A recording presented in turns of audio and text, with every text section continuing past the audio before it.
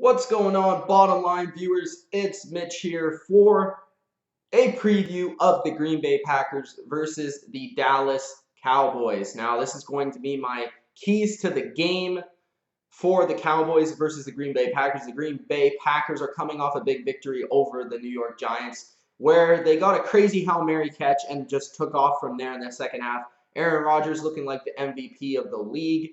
The Dallas Cowboys have really not played a serious game in like a month or so. So it's going to be very interesting to see how they come out, if they come out fast, if they come out slow, if they're nervous or not coming into this game. With a lot of rookies and inexperience playing a team with a lot of experience, it's going to be very interesting in Jerry's place. So the Cowboys and the Packers, I think this game should be pretty high scoring. I think it's going to be a fun game to watch, and these are the keys to the game for each team's success.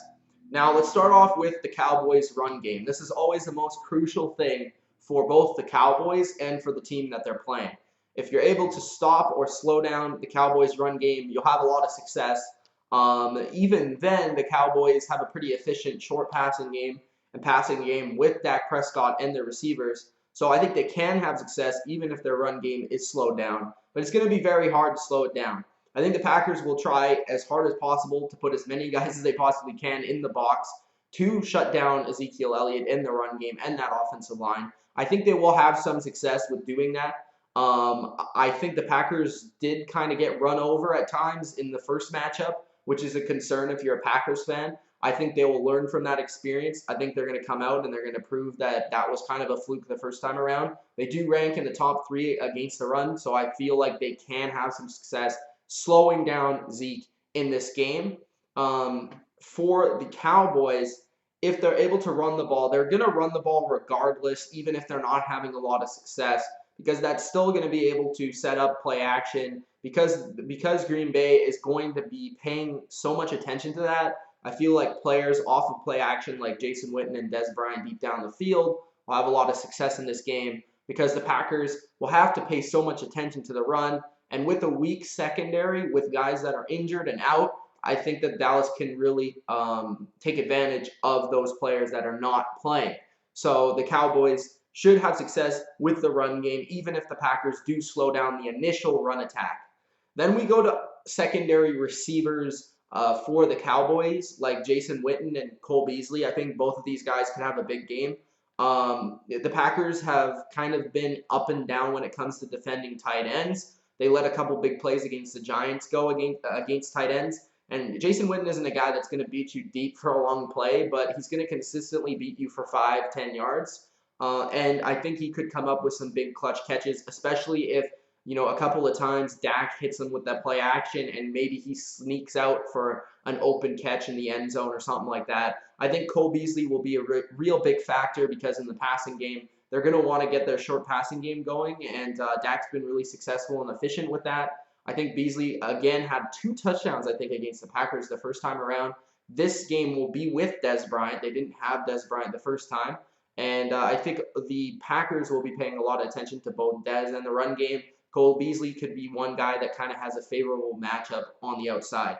The Packers wide receivers versus the Dallas Cowboys DBs. This is going to be a crucial matchup for the Cowboys.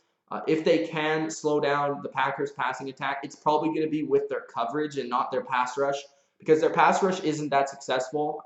They have been a little bit better later in the year getting after the passer, but the Packers' offensive line is really, really good when it comes to pass protecting. And Aaron Rodgers is really good at creating time for himself, moving up and down in the pocket. So I feel like the Packers will have time to throw. It's just whether if anybody will be open or not. I think a big deal with this will be that Jordy Nelson is not going to play in this game. So that allows the Cowboys to maybe double team a guy that they couldn't have or shift matchups around the field. So they do have Claiborne back in this game, who when he was playing was their best corner.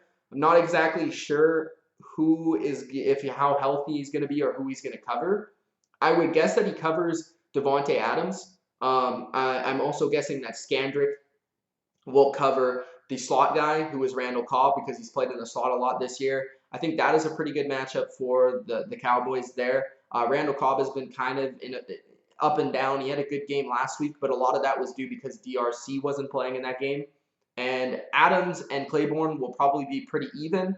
I think Adams should probably have the biggest day of all the Packers receivers, but that's mostly out of, and due to targets. On the other side, we don't really know who the Packers are going to play, whether that's Allison, whether that's Janice, whether that's one of the other receivers they have.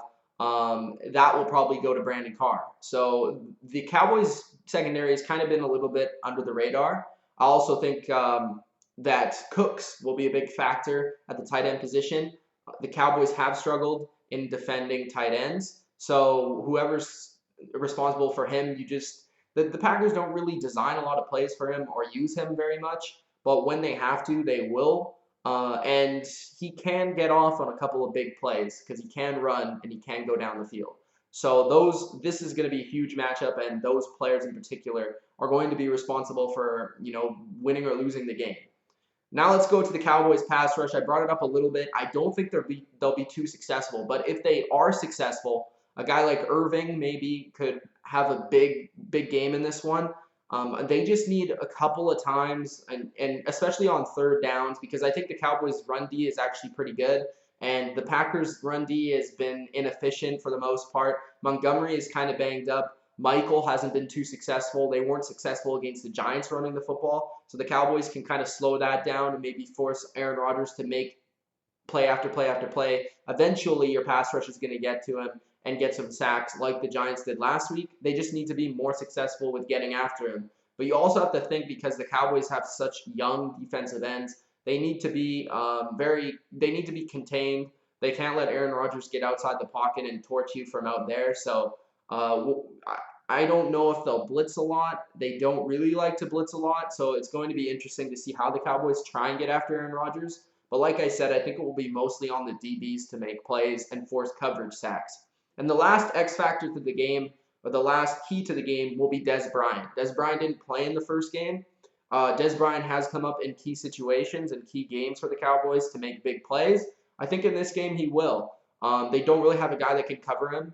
Odell Beckham was basically shut down because he had 2-3 guys on him every play, and he just couldn't catch. Like, he probably would have had 100 yards if he could have caught a couple balls and didn't go to Miami and sat on a boat with Justin Bieber. He might have had some success.